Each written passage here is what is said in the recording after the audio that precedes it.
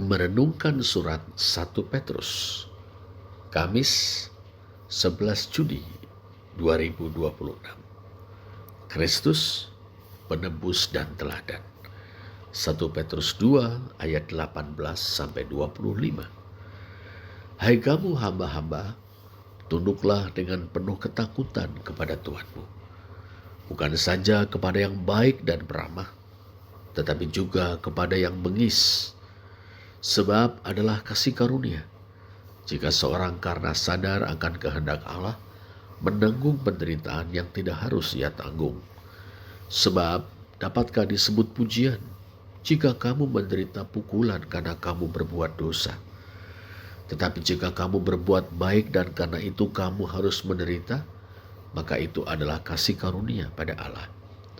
Sebab untuk itulah kamu dipanggil, karena Kristus pun telah menderita untuk kamu dan telah meninggalkan teladan bagimu, supaya kamu mengikuti jejaknya. Ia tidak berbuat dosa, dan tipu tidak ada dalam mulutnya. Ketika ia dicaci maki, ia tidak membalas dengan mencaci maki. Ketika ia menderita, ia tidak mengancam, tetapi ia menyerahkannya kepada Dia yang menghakimi dengan adil.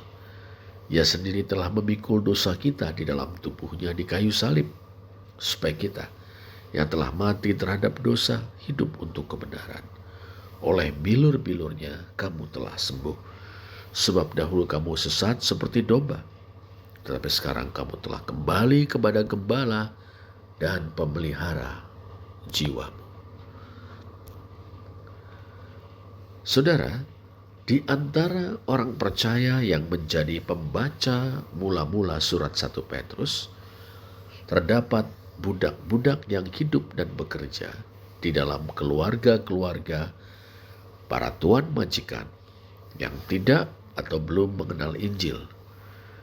Sebutan untuk budak yang hidup dan bekerja di dalam rumah tangga adalah oiketes, bentuk tunggal, atau oiketai, bentuk jamak. Sedangkan tuan majikan disebut despotes, bentuk tunggal, atau despotai, bentuk jamak.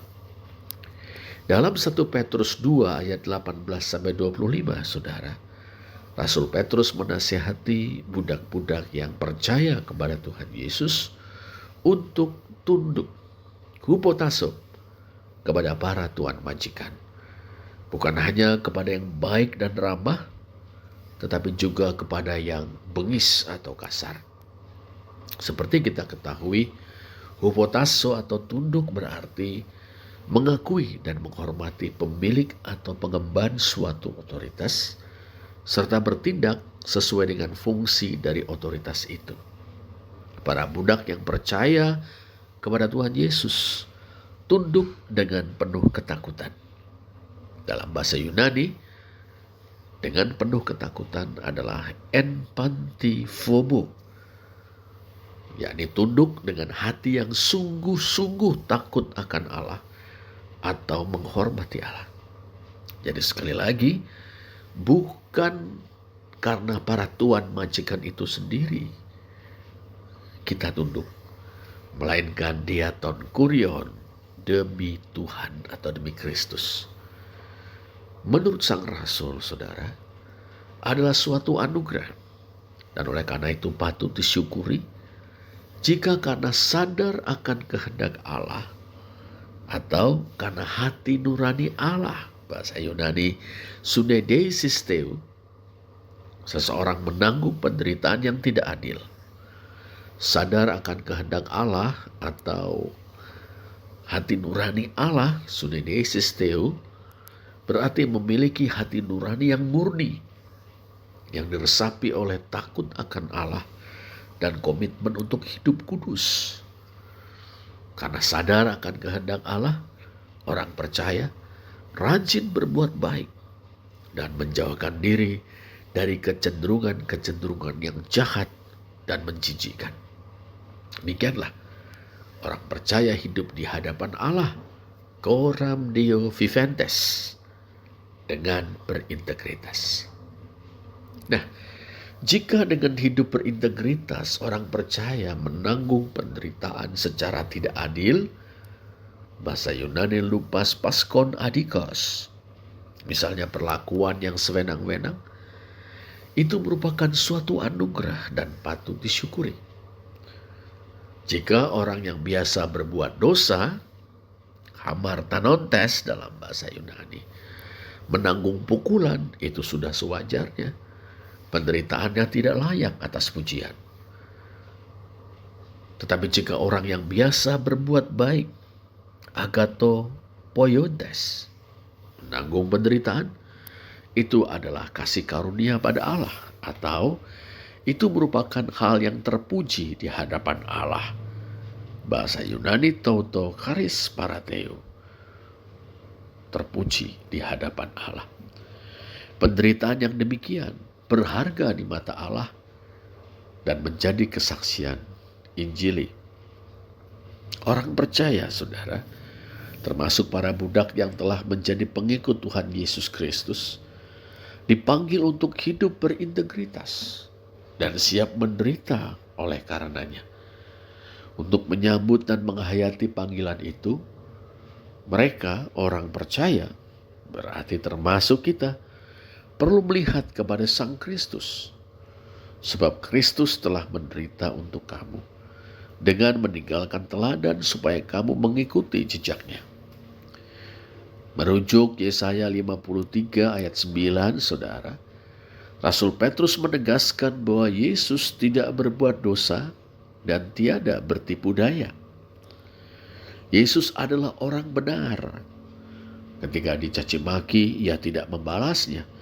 Ketika menderita, ia tidak mengancam. Lantas apa yang dilakukannya? Saat menjadi bulan-bulanan orang-orang yang lalim, Yesus berserah kepada Dia yang menghakimi dengan adil.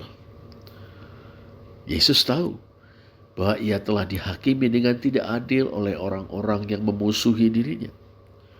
Tetapi ia tahu bahwa Allah akan menghakimi perkaranya dengan adil.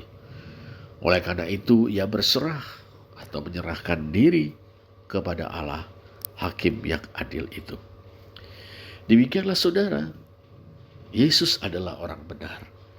Yesus tidak membalas kejahatan dengan kejahatan, dan Yesus berserah kepada Allah, hakim yang adil. Dengan ketiga hal itu, ia mati di kayu salib. Tapi bukan hanya itu. Dengan ketiga hal yang mengantarnya kepada kematian itu, Yesus menderita bagi kita dengan meninggalkan teladan untuk kita ikuti. Yesus menderita bagi kita. Ia telah memikul dosa-dosa kita di dalam tubuhnya di atas kayu salib. Tujuannya supaya dengan menjadi orang-orang yang mati terhadap dosa, kita hidup untuk kebenaran. Percaya kepada Kristus yang tersalib, kita dipersatukan dengan Dia. Dalam persatuan dengan Dia, kita beroleh pengampunan atas dosa-dosa kita dan dibebaskan dari kuasa dosa yang membelenggu kita, sehingga kita dapat hidup untuk kebenaran. Dengan perkataan lain, saudara, penebusan kita dari dosa, kuasa-kuasa, dan maut adalah penebusan kita untuk mengikut Yesus, untuk meneladani Kristus, yakni hidup berintegritas dan siap menderita oleh karenanya. Hidup sebagai orang benar, tidak membalas kejahatan dengan kejahatan, dan mempercayakan diri kepada Allah, hakim yang adil.